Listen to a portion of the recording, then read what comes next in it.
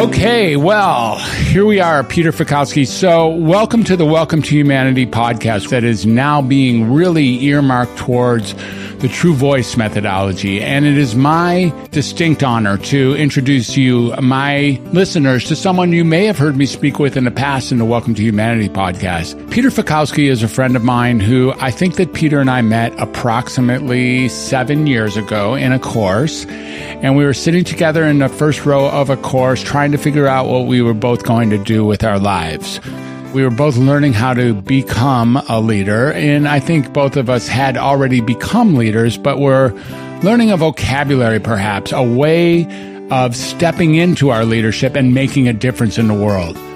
So when I began looking now at what are we going to do about this issue of bringing forth one's true voice, what are we going to do about the issue of people being muted and muffled, about this crisis of us being quiet, about our inability to speak that which really matters to us that is now being contracted and constricted even more than ever. One of the first, if not the first person that came to mind for me to have this discussion with was none other than Peter Fiekowsky. So Peter has found a voice, or at least appears to have found a voice, and is making a difference on a global scale, having found that voice and used it effectively to address an issue that means a ton to him and, frankly, a ton to all of us. So I thought an interview, a conversation with Peter Fiekowsky would go a long ways for me and for our listeners, Peter, so that we can talk about this issue. Welcome to the Welcome to Humanity podcast. First of all, it's great to have you on the show, Reed.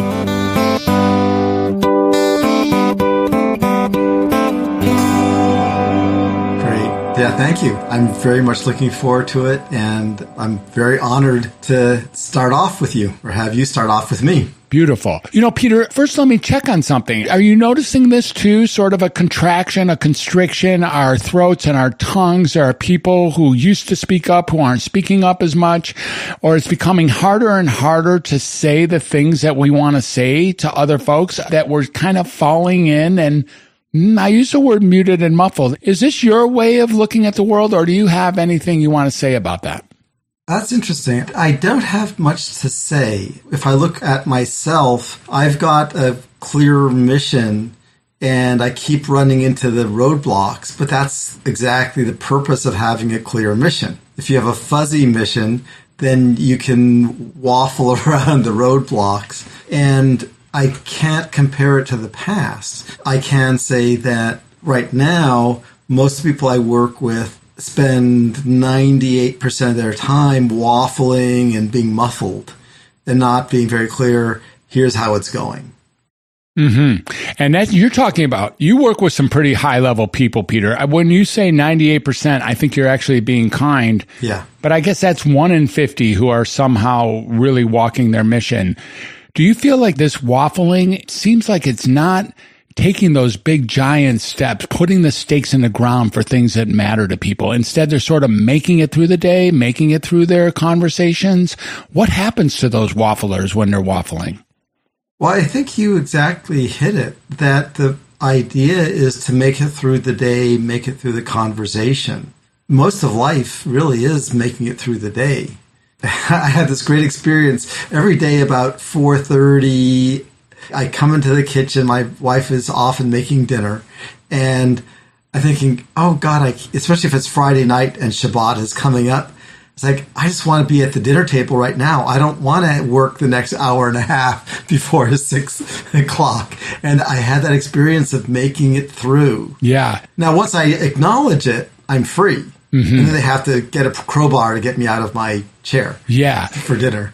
So let's look at this thing about just making it through the day. I had a discussion with my wife just a few hours ago in preparation, frankly, for this conversation with you and talking about what we might talk about. And I had this idea that, anyways, we were driving home from the natural hot springs that we were at today, really noticing the natural beauty as well as some of the beauty of the man-made material, the homes and the cisterns and the river basins and really, things that men and women have created over the last 50 years to make this country so beautiful. And I noticed, in the last few years anyways, that people aren't doing that as much. Instead, they're just trying to limp on through to the end of the day. If they can just get through to the end of the day and sit home at dinner, that's just a success story, let alone, people aren't getting out there and really taking those steps forward into the unknown.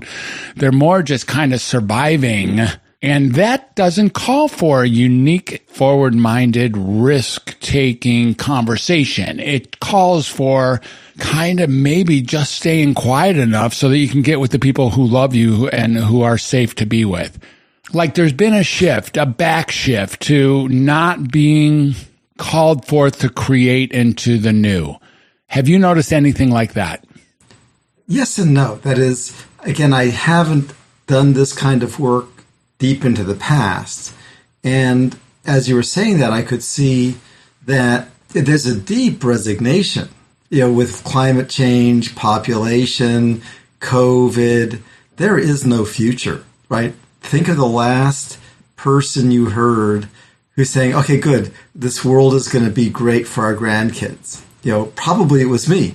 Because as far as I know, I'm the only one who speaks aloud that we are going to make this thing work, and here are the things we're doing, and I'm doing them, and you can join me. Other than that, when I talk to folks at the United Nations, various climate groups, and their population groups, it's that muted mumbling that's the only thing available, because scientifically, I put it this way, that the population is going to explode until we run out of food and the whole house of cards collapses. And that's the paradigm we've been living in. But of course, the thing about paradigms is you don't know you're living in a paradigm. It's reality. And so, when you and I are about the same age, when we were in college, the Club of Rome Limits to Growth came out. And it just said, hey guys, reality is reality. We are exponentially increasing the population. The planet has a certain number of square miles, and we're going to use it up sometime around the end of the century. And it didn't say we should do anything about it. It figured that smart people would figure out what to do. And if you're like me, and I think you are, Fred, I figured, the smart kids will figure out what to do. Let me just figure out how to empower them. And that, I think, turned into your career. Mm-hmm. Exactly. And so Malthus is who I was thinking of. Beautiful. The Malthusian collapse.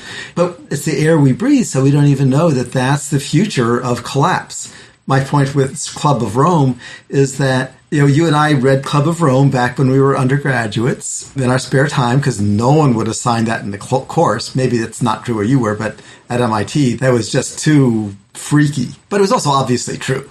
And there's no future. And so people should mumble when there's no future. Well, let me stop you there, because you've said this now actually 3 times in the 12 minutes that we've been speaking. And this is a loud statement coming from someone like you. And, what our listeners aren't going to know is that you say it with kind of a wry smile. You say it with really, as you said, you in fact might be the last person. I was just thinking when who was the last person who said it's going to be good for your grandkids? If someone else would have asked me that, I would have been able to say, well, I think it was Peter Fiekowsky, actually. And that was 6 months ago, last time we had a conversation like this.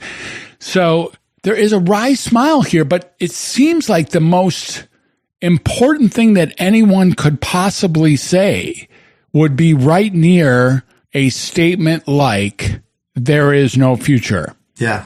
That this carries some significant weight in the world of futility on a global scale. Now, you say that, and like I said, our listeners don't get to see sort of this gleam, this wry smile that's arising, that it seems that you have maybe a strategy, or you have a way to look at this in the paradigm that we're living into that might allow us some escape valve down the road. But what the hell do you mean there is no future, Mr. Fiekowsky, Dr. Fiekowsky? What's happening? Well, everyone has seen the exponential population growth, and everyone has seen the steady rise in CO2, and it's now 50% higher than humans have ever survived long term. So, just look at the physics, and that there's no reason to expect on our current trajectory our current paradigm, that we're going to survive. Now, something will survive. The planet has done much worse with meteorites and stuff like that. But if we stay on our current path, it is going to be curtains. Now, interesting. You and I have done the landmark work, and we have a certain practice in creating a future. Now, for the listeners, you can only create a future when you're clear the future that you're in right now. And most of us pretend that we're not. When I listen to a scientist talking about climate, the scientist will talk about how if we don't reduce emissions, we're going to have a climate catastrophe. Now, of course, we're going to have a climate catastrophe even if we do reduce emissions. But every single scientist I know, and I know hundreds and hundreds, will preface what they're saying with that BS because they're living in this fantasy world. Like maybe it'll turn out differently. I was blessed to have teachers like yourself, right? I came into this since you and I met and got to practice straight talk. Mm-hmm. It's like once I got that there is no future, well, then I could create one. Interesting. But as long as I was pretending there was a future, I was just trying to push the envelope a little bit to the left and a little bit to the right, and maybe a little bit higher, and hope that there was an exit. Okay, Peter, I actually think I just got you saying something brilliantly and so profound. So let me see if I can recreate it for us. If one shows, maybe you're saying something like this, like if there's a cavalier nature of someone sort of describing that there is no future, but living in the notion that maybe there is, and then sort of describing it as if they're sitting in a possibility that maybe there is a future, but they're saying as a descriptive, there is no future. That's entirely different than getting that this present trajectory literally means there is no future. This, like inside this path that we're on now, there literally is no future for humanity, period. And that's just the way it is. And if one gets straight talk, like you said, if one gets into their true voice, like you said, if one can hear and know and get that the reality of the situation is that there is no future, that in and of itself, coming to grips with that, allows for the possibility to create an alternative future. Is this what you're saying? Yeah, because I'm working on a book, hopefully finishing it in the next week or two. And I and my co-writer, we're looking, as I said, the nature of a paradigm is you don't know you're in a paradigm. So Newtonian physics, and I think a lot of our listeners have took high school physics or something. So, the momentum and all that stuff, it's so obvious it is the way it is. And then you get into quantum mechanics and so on, and then you realize, oh, well, that's one aspect of it. But when quantum mechanics came in, the Newtonian mechanics and also relativity, all these new paradigms, they couldn't get in because people thought it was that Newtonian mechanics, the momentum and force, that is the way it is. But once you get it's just a representation, then you can say, oh, let me look at a different angle. Mm-hmm. And with the climate, for example, what it took was this, and I think this is critical for what we're talking about here, is the light went on for me when I was at one of the climate conferences and a bishop had a dinner that I got invited to. And he was convincing us that climate is a moral issue. Now, to a physicist, I said, okay, give it to me, I can take it. And I left there transformed because I realized that as a physicist, I've been looking at climate as a physics problem.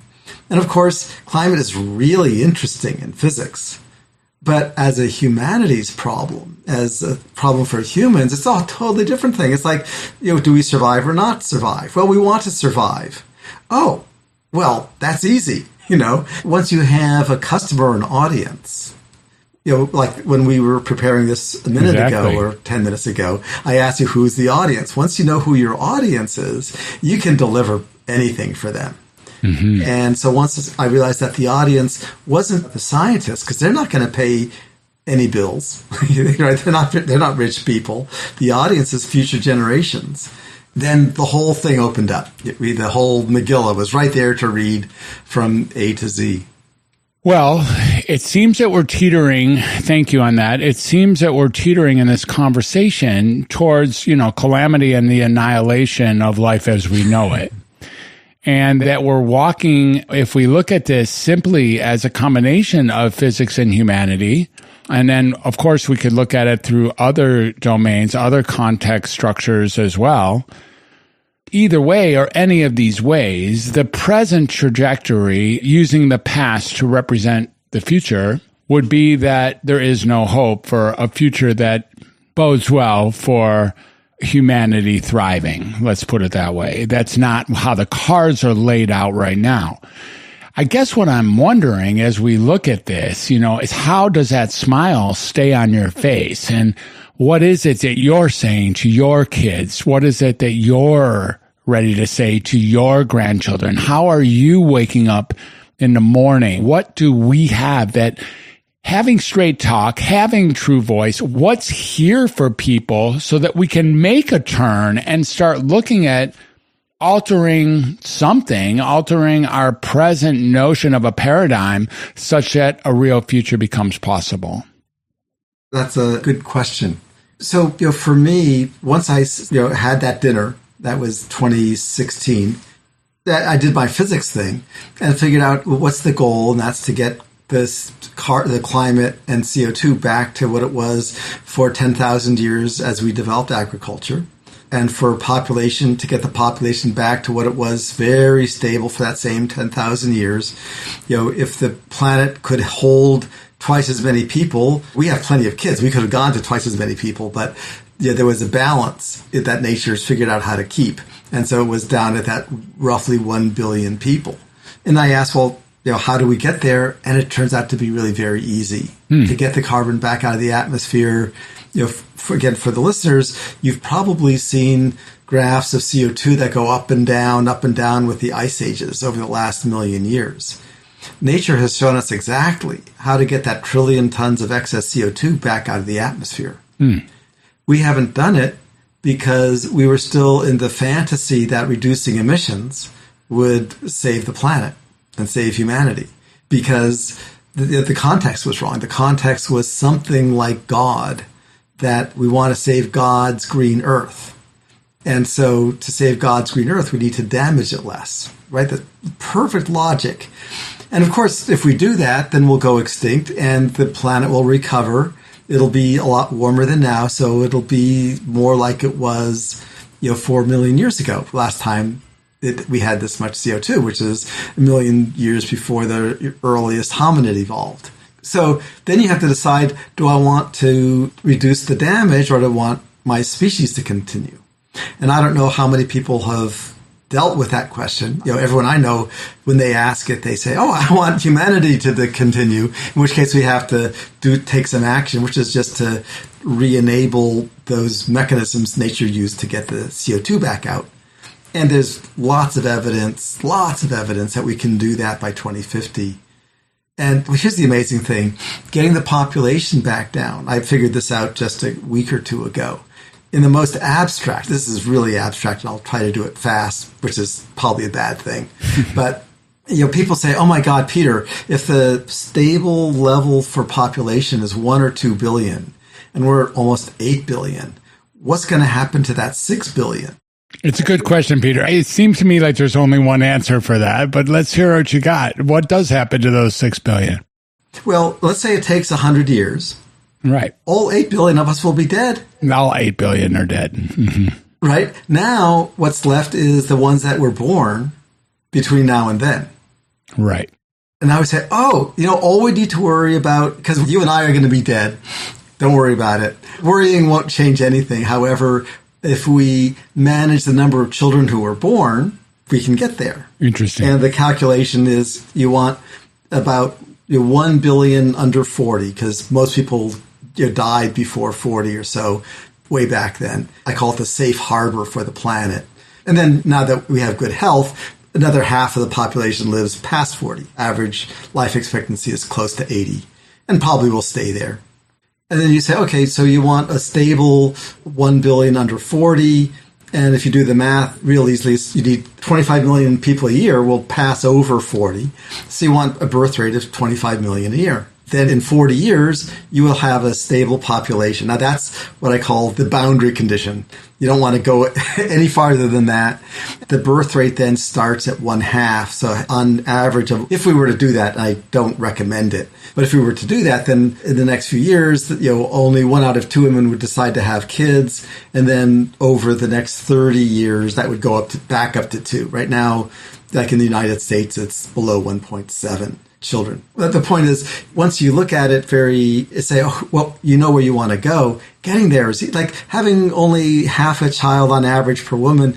That's not rocket science. We know how to do that. People do that.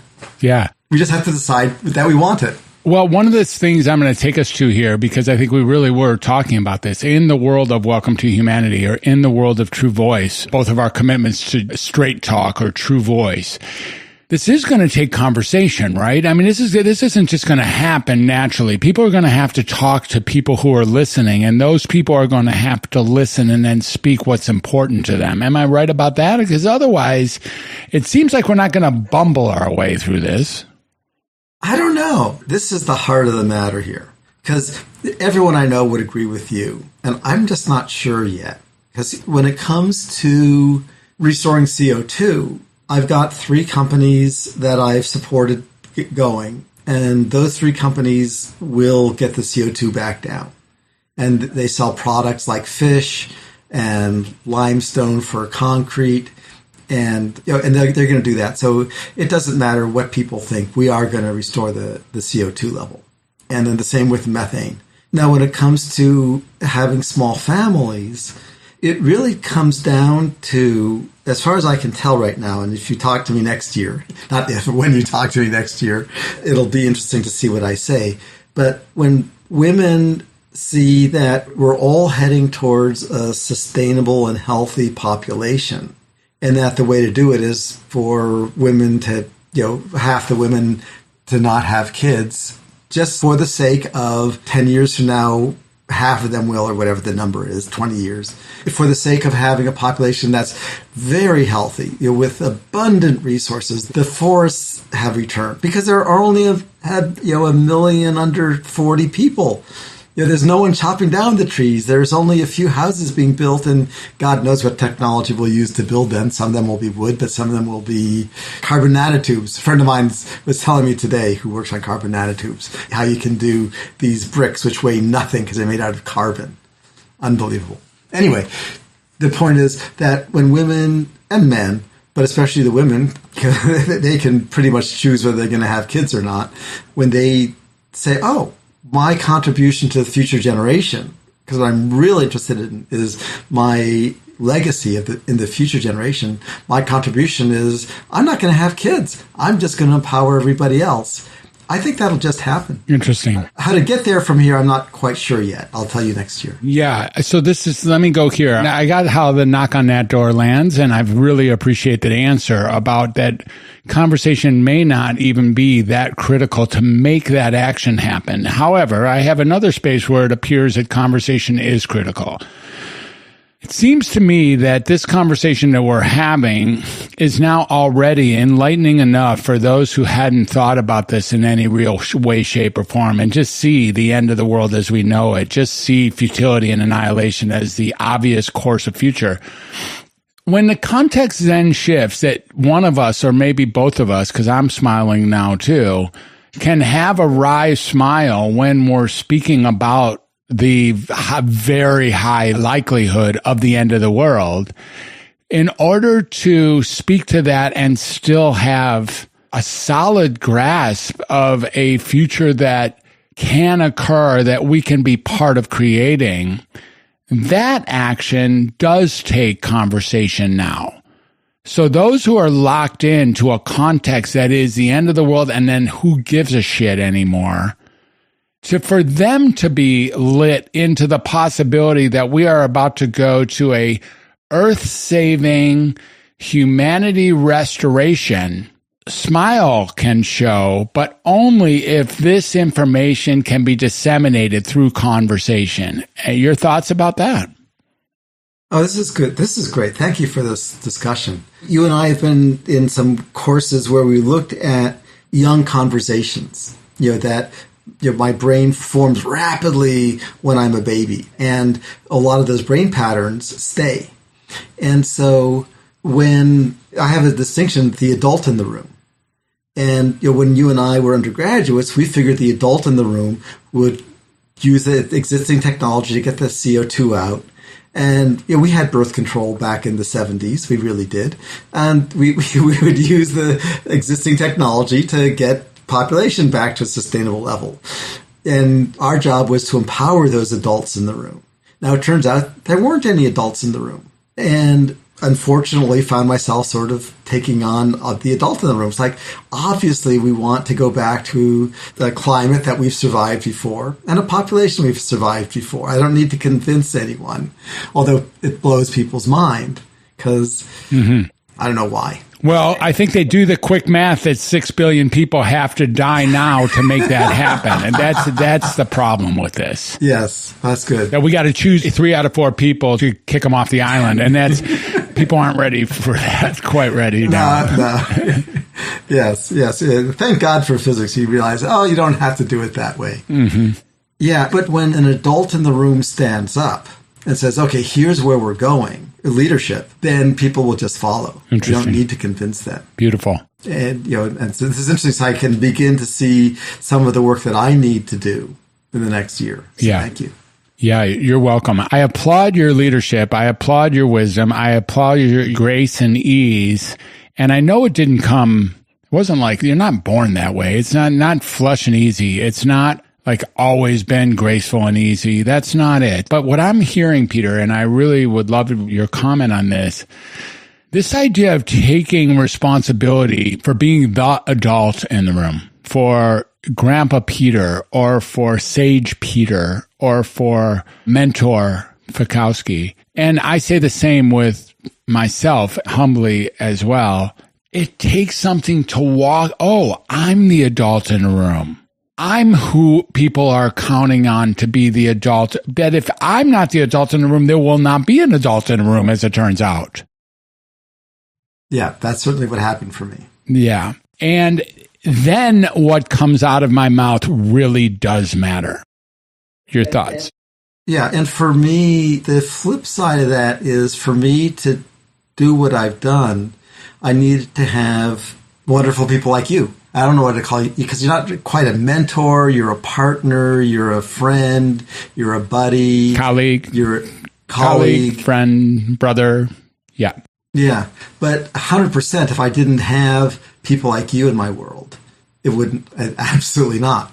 And so that speaking of talking about, yes, the path we're on is curtains and we can change path and we are going to change path. Yeah. And then supporting that and being great followers and great leaders. It's really one and the same. Yeah. Is the opportunity. Yeah. I'm going to point to, maybe this is a 3rd attempt or a 4th attempt to really get what I'm getting in the context of this conversation, which is, first of all, it is with great honor that I accept being your brother, your friend, your colleague, your co-mentor, mentee, etc.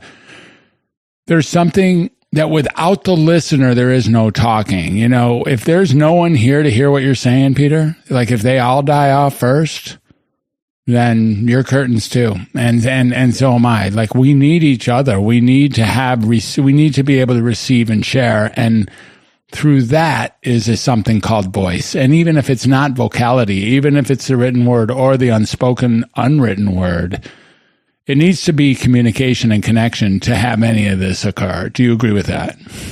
Yeah, there's a bit more than just the listening. I don't know what that is.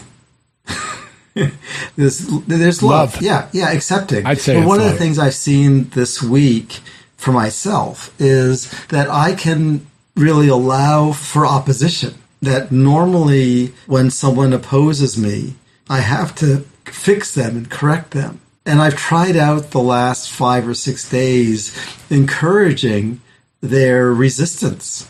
Right? I can see in your eyes like, oh yeah, that would be a really smart thing to do because they're resisting anyway. And if you encourage it, they can actually use that. We can use that resistance to forward what we're all up to. Yeah.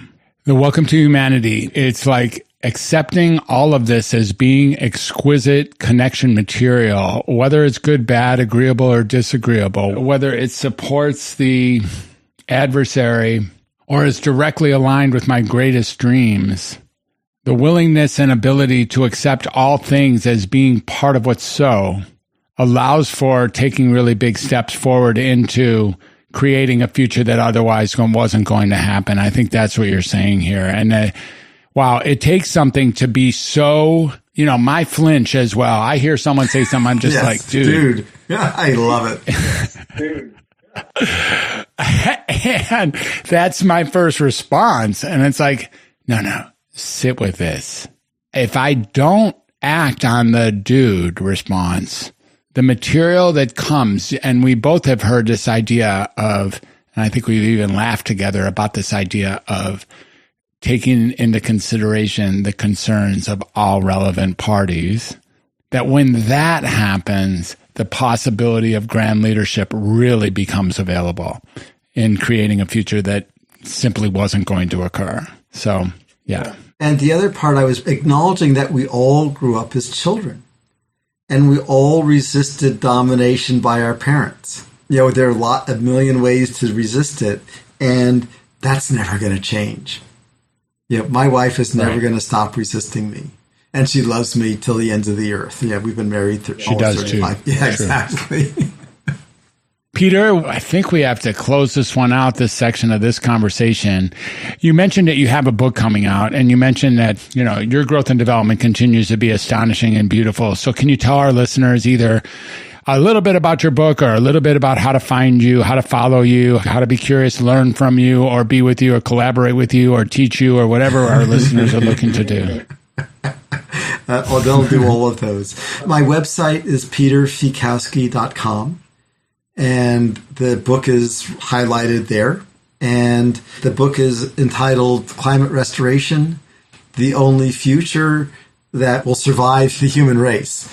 I forgot the exact word. That will allow the human race to survive.